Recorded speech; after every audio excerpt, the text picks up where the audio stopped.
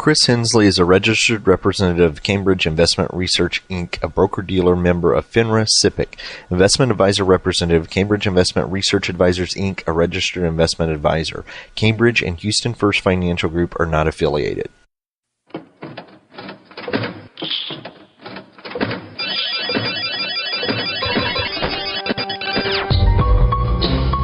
The Houston Midtown chapter of the Society for Financial Awareness presents Money Matters with your host, Christopher Hensley.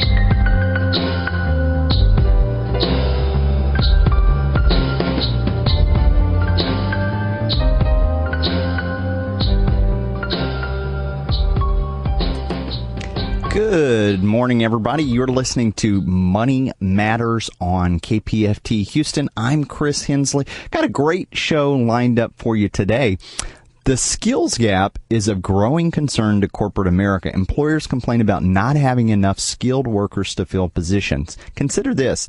By 2020, there will be 1.4 million computer science-related jobs available and only 400,000 graduates with the necessary skills. Additionally, it is expected that 3.5 million cybersecurity jobs will be unfilled by 2021 due to skills gap.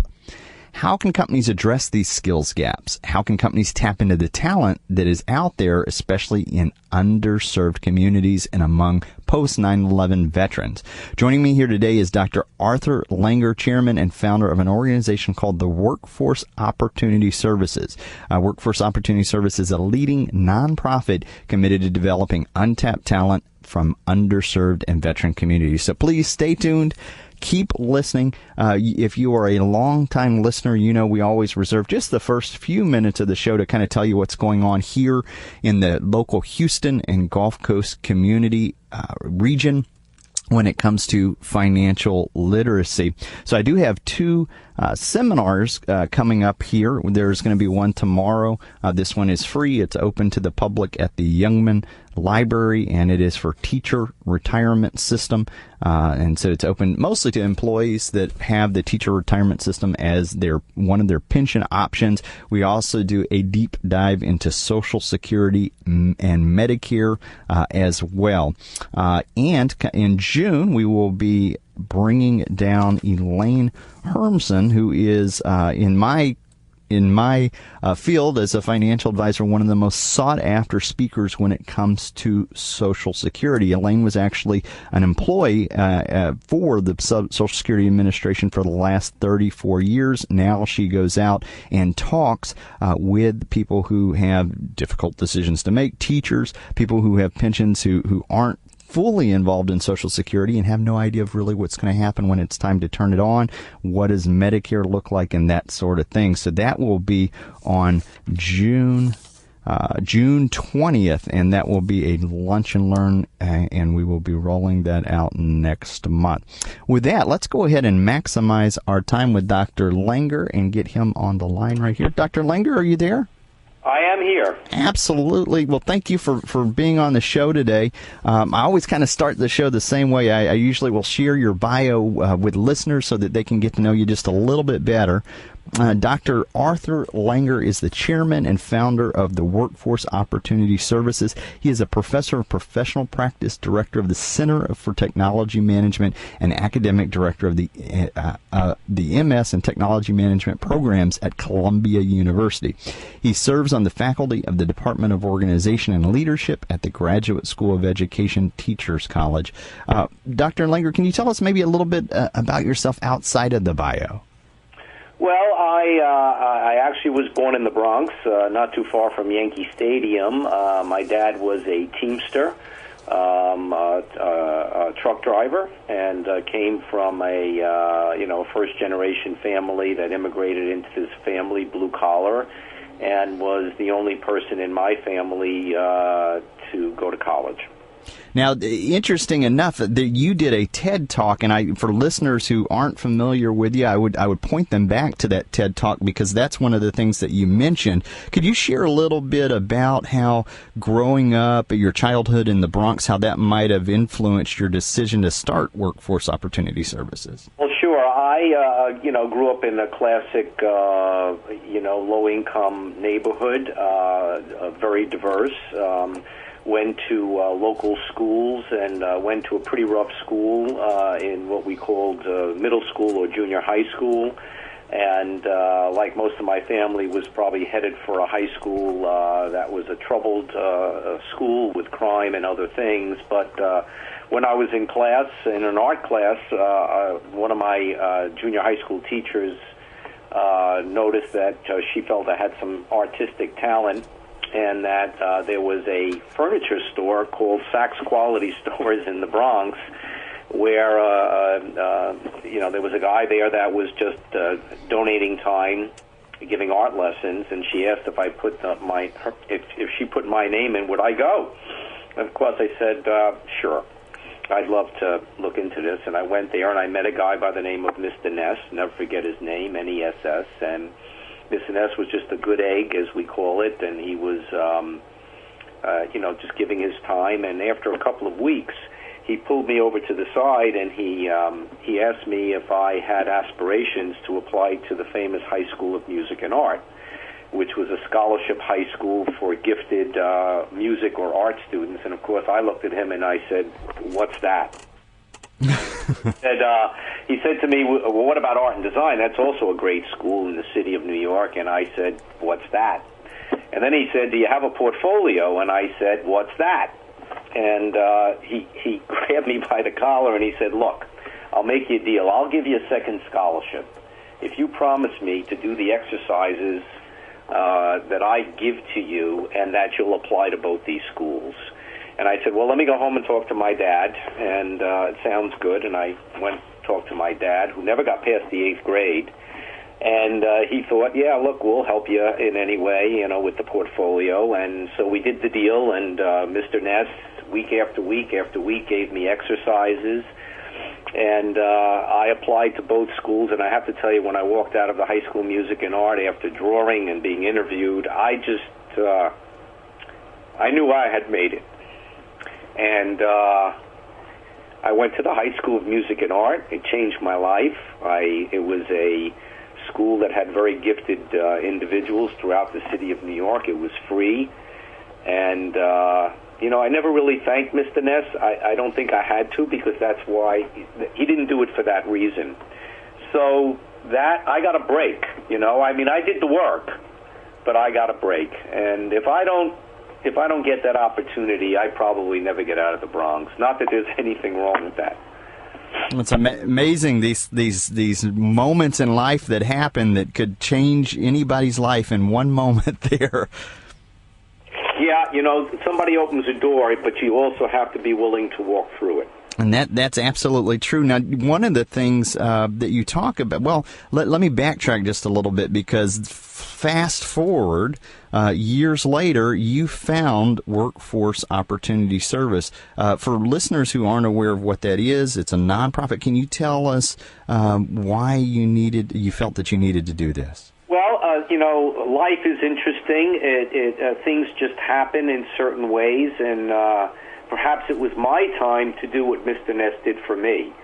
And I just happened to have an African-American student who had graduated from Harvard and was an NYU Law that was taking my tech management program. And he came to me one afternoon and said that he was working on a housing and urban development sponsored program in Harlem for underserved populations, and that they were teaching them how to fix computers. And he said, "Look, Dr. Langer, the chances of any of these people getting a job from the kind of things that I'm teaching is close to zero. But I'd like to do a website for Columbia University, and we'll do it for free." And of course, I said, "Sit down, young lad. We'll both be dead of natural causes by the time I get that done. But I'm interested in helping and giving back. And you know what? Why don't you bring these young people in here?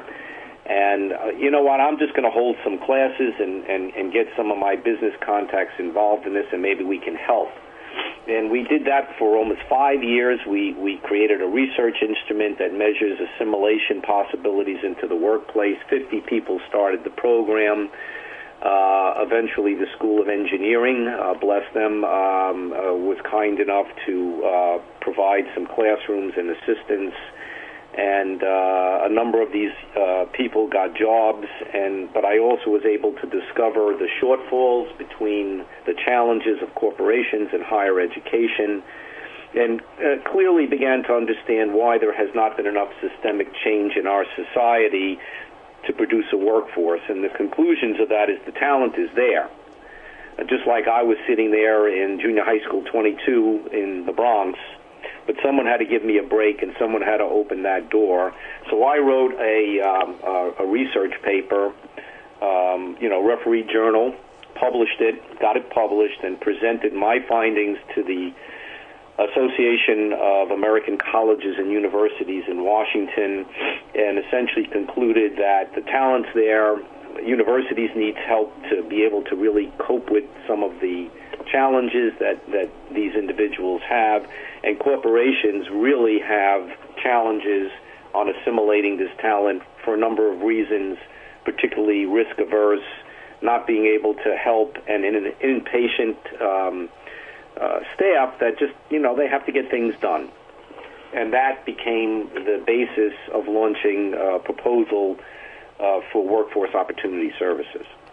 Now, from what I've looked at, your model is like a business-to-business model, even though it is a nonprofit, right, where the buyer is kind of the employer, and, right, and you're selling trained applicants for the jobs. Why do you think more nonprofits don't work this way? Well, I have, as I would say to you from the Bronx, I have an attitude. And that attitude is that, and at Columbia University, what we do is we evolve things and we think about it. And in many ways, what I wanted, if you're going to create systemic change, you have to have the laws of marketing have to come in place, and that is the idea of supply and demand. And what I found is that many nonprofits produce and educate and have good reasons for it, and they help some people. And every one person that you help, don't get me wrong, that's a great thing. But if you want to be systemic, if you want to change the flow of job opportunities and diversity and inclusion in corporations, you have to get the buyer convinced that this is a good thing. And that's what WOS sets forth to do. So what we do is deal with some of the things that resulted from the research. And, organizations find it difficult to train workers. It's hard for them. So what we do is we meet with these companies, and they tell us what they're looking for. We design these curriculum because a portion of our organizations are researchers and academic people. And we then partner with accredited universities and colleges so that what they receive, first of all, is worth something. And the last thing we need is more universities and colleges in the United States. We got 4,600 of them, all right? So I didn't want to be a school, and I wanted that to be part of the ecosystem. And basically, when our workers show up to work, we've already agreed with the company what they need to know that first day. And this has been just a tremendous transition, and it's just something I speak not only in the United States about, I speak all over the world, and I'm bringing together a lot of my colleagues to understand that we need to change the supply chain of how we find talent and how we produce it. You started this conversation saying that there's 1.4 million shortages. Cybersecurity, I've been producing veterans and underserved young people in cybersecurity, and I can design programs. We got to get all these companies on board to start talking to me, because the one thing that the research stated was the talent is there. They just need some help. And this is not theory. You are doing this. I understand that you have relationships with companies here in Texas that you've worked with. What have been the results with those? It's been just phenomenal. In Houston, we're working with a company called EMJ, which stands for Earl M. Jorgensen Company, and we're supplying them with veterans that meet their needs. We go out and find that talent. We employ them to reduce the risk until they're ready to hire them away. So when they hire them, because they know who they are already, they stay. and it's just been a magnificent pipeline for them. We do a lot of work in El Paso, Texas, working with the university system out there. I convinced Prudential to create a captive sourcing center out there. They now have committed over 300 people. Today we have about 50 veterans that we're working with Fort Bliss. We're doing work with Turner Construction in Dallas, and we do 100 veterans a year for United Rentals mechanics. So we go all the way from mechanics to Java developers for GE, and we just contracted with Alliance Bernstein in San Antonio. We have 2 people down there. So Texas is a great state for us, and I also know the shortages of the workforce there, all the way from blue collar up to cyber people, is significant. Yet I'm shocked that more people aren't calling us. Well, that's fantastic. I mean, this is national, but you've got a big footprint here in Texas with these different companies. You mentioned that some of the employees are veterans. They're young people. Can you talk a little bit about the challenges that facing vets when they return back to the workplace? How are they in need of your services? You know, there's a lot of companies that have announced that they want to help, and many of them come to us and they say, how do you do this? And I employ retired officers of the military who are, sergeant majors, people who know these individuals. We go on the bases. This is something that you get done not at a macro level. This is something you get done in the trenches. For every 20 people, we have a client service manager. We help their families. We give them money. We buy them clothing. We help them with relocation, interest-free loans. We show them how to register for school. We take away all the impediments that tend to get in the way from stopping someone who doesn't have necessarily the great support that other people have. They still have to do it just like I did, right? They have to go through the door. But we take away the pressures of, simple things like opening bank accounts and having to have a minimum deposit there. And we work with underserved veterans in the sense that they are post-9/11 enlisted. We don't do officers of the military. We hire them to help. But to us, the veterans are an older version of the high school kids that we have coming out. So we find that talent, we match it up, we become surrogates in every aspect of the word. Listen, I had a situation where we had a veteran that was, he had no parents, but he had a guardian, and the guardian passed away, and we found out that he was living in his car. You believe that? Wow. So my client service manager comes to me and says, all right, we got a problem. We got Joe, and he's living in his car. I says, well, is he doing a great job? He says, phenomenal. I says, well, what do you need? He says, I need a check for $2,500 today to get this guy in an apartment. I said, well, let's write the check. Wow. Now, who's going to do that? In other words, I'm not saying the intentions of a university and college are not there or our business partners, but they just can't get that done. That's what we do. That's what our mission is. That's our nonprofit, to provide that support to get those challenges out of the ways. And I've hired babysitters for women, and we do very well with women. We have 20% women in the military, and there's only 14% women in the military. And 65% of our young adults coming out of high school or going through college, are women. We've done call centers in Dallas for young women who are almost homeless, and we have to pick them up with Uber cars and call them up in the morning because they're living jointly in different locations with a group of people. I mean, there's another side to America here, but I will tell you this. The talent is there. It's there. You got a break. You mentioned a lot of groups, the vets, the underserved populations, a very diverse group. Are companies resistant to the diversity?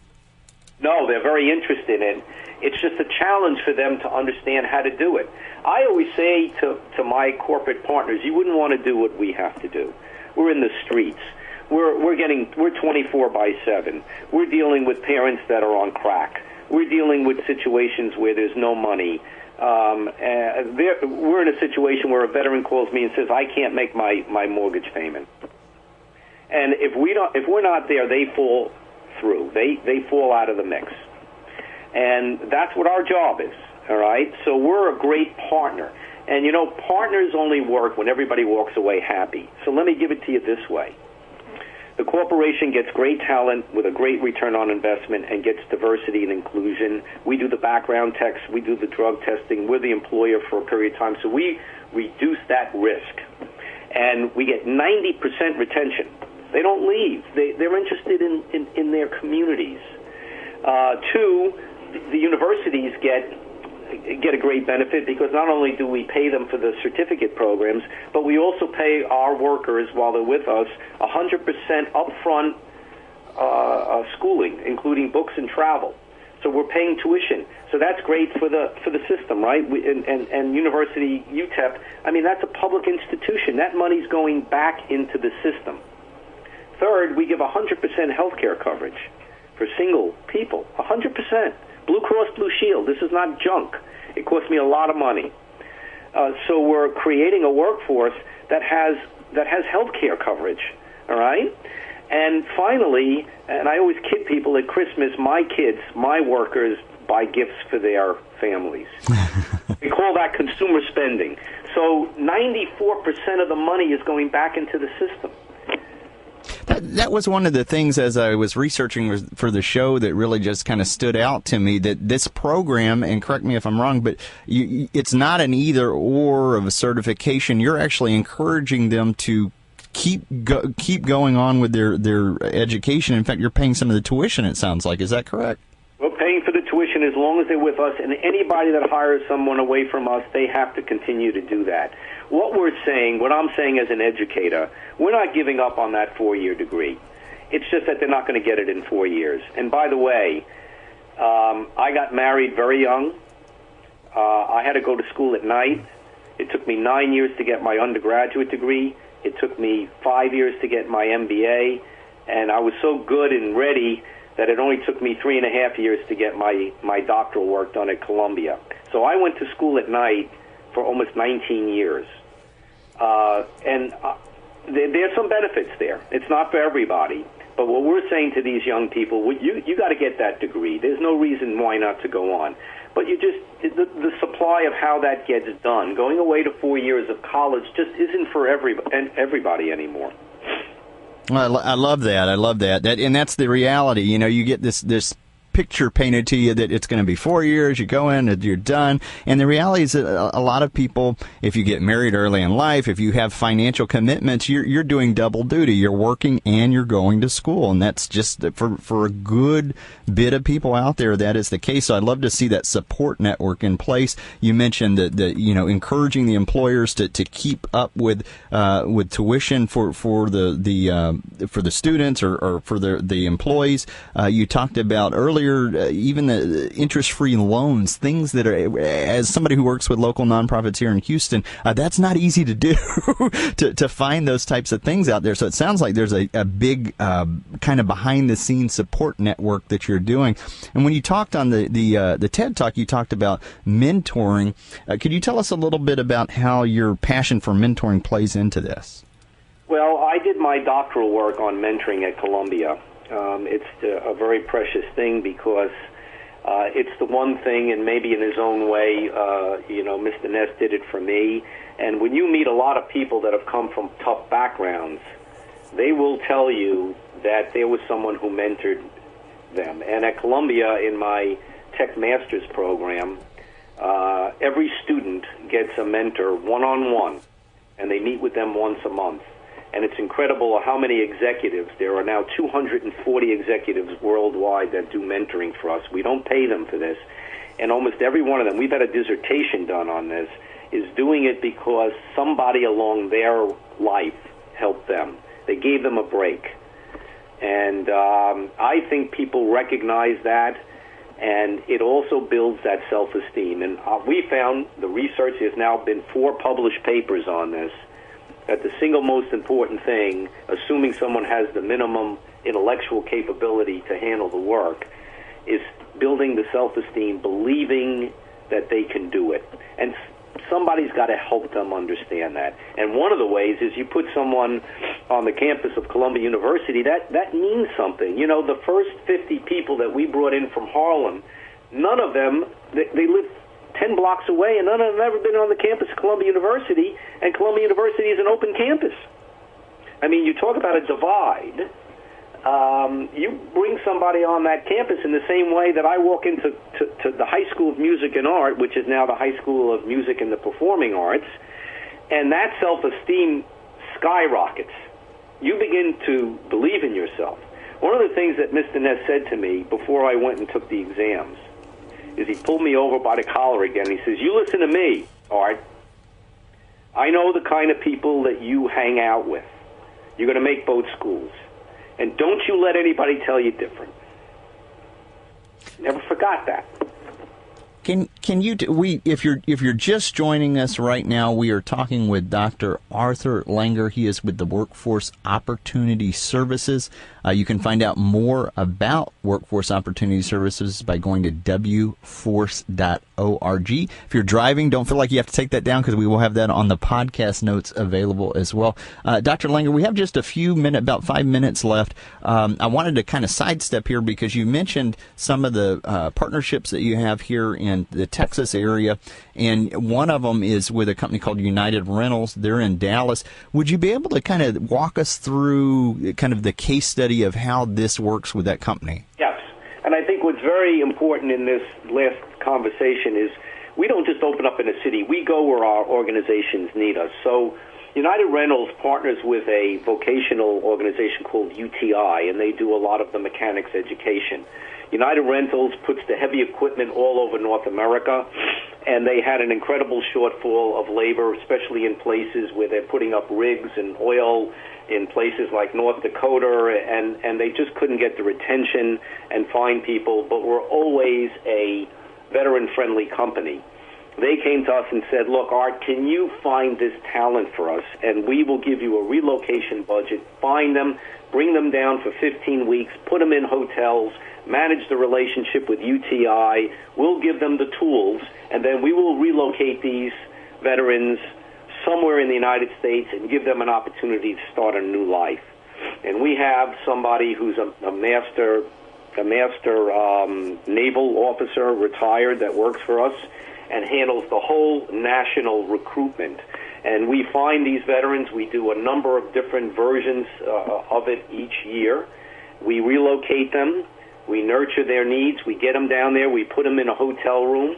They get interviewed by United Rentals, and they go through an intense 15-week training program in Dallas. And after that, they receive their tools, and they go on to start a life somewhere in the United States. And what United Rentals found is that we overwhelmingly had less problems with attrition than any other thing that they had tried.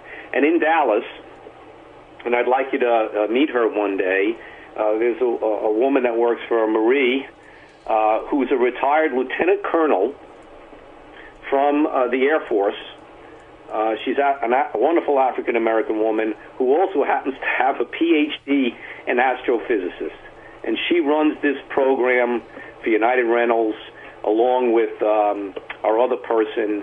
So we find the talent, we nurture it, we get it there, we are end-to-end. And anything that happens in between there on our own dime, we handle it, whether it's something at home, whether it's an issue with PTSD or depression or whatever it might be, we are the surrogate.